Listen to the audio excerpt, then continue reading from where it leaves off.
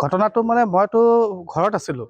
আমাৰ ওচৰৰে ঘৰ কামাখ্যা জুৱেলাৰ্ছৰ যিজন মানে অনাৰ, তেখেতে সোণৰ বস্তু বিয়াৰ ছেট দুটা লৈ আহি আছিলে আৰু তেখেতে স্কুটিটোত বেক চাইডে তেখেতৰ ষ্টাফজন বহি আছিলে আৰু মাজত বোলে তেখেতে বেগটো লৈ আহি আছিলে।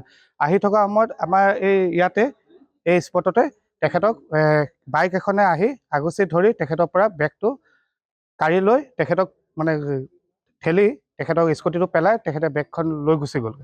তাৰপিছত যেতিয়া চিঞৰিলে তেতিয়া আমিও আহিলোঁ আৰু এইফালে ইয়াত মন্দিৰত পূজা হৈ আছে, পূজাৰ তাৰো ল'ৰাখিনি দৌৰি আহোঁতে বাইকখন তীব্ৰ বেগেৰে মানে লৈ গুচি গ'ল। তো এতিয়া আমি ভিডিঅ' ফুটেজত চাইছোঁ ব্লু কালাৰৰ NS বাইক আৰু আমি ইতিমধ্যে শিৱ ভোগস্থলৰ তাত চাইছোঁ। তেওঁ শিৱ ভোগস্থলৰ পৰা ওলাই আমাৰ বাওঁহাতে শিৱ মন্দিৰ ফালে সেইটো ছাইডত গৈছে। এতিয়া আমাৰ লগৰ কিছুমান গৈছে চাবলৈ আৰু OC ছাৰো আহিলে আৰু পুলিচ ষ্টাফ চব আহিলে, তেওঁলোকেও চাই আছে ভিডিঅ' ফুটেজ চব। কেইজন আছিলে বাইকত? বাইকত দুজন দেখুৱাইছে। এওঁলোকো দুজন আছিলে আৰু বাইকখনৰ নাম্বাৰ প্লেটত ক'লা কাপোৰ মৰা আছে।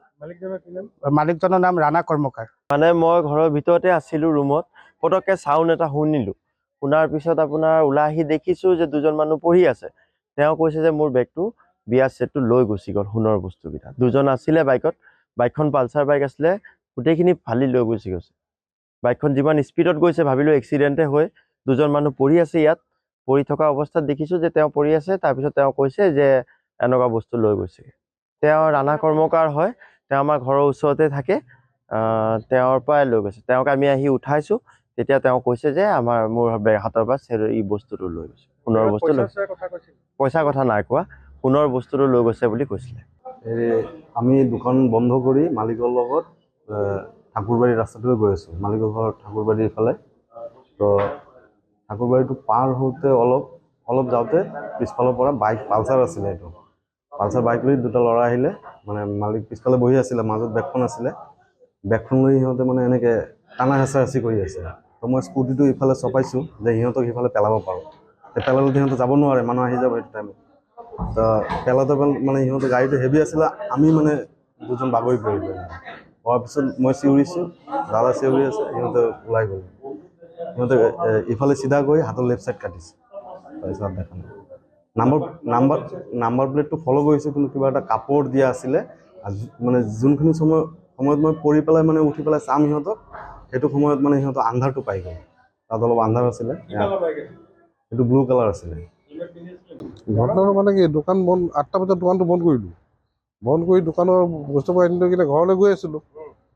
ৰাস্তাত এইফালে গলিটোত সোমাই যোৱাৰ পিছত ধৰক দুৰ্গা মন্দিৰটো পাৰ হ'লোঁ ঠাকুৰবাৰী।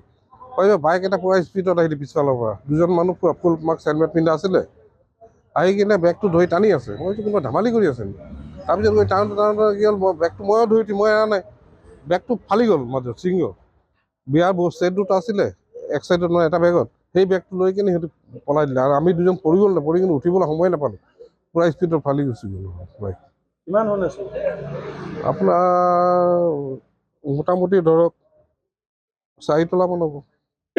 আনুমানিক মূল্য কিমান হ'ব? 3 লাখ, 7 লাখ, 7.5 লাখ টকা ধৰক। আৰু কি খবৰ দিলে নেকি? দিলোঁ, খবৰ দিলোঁ।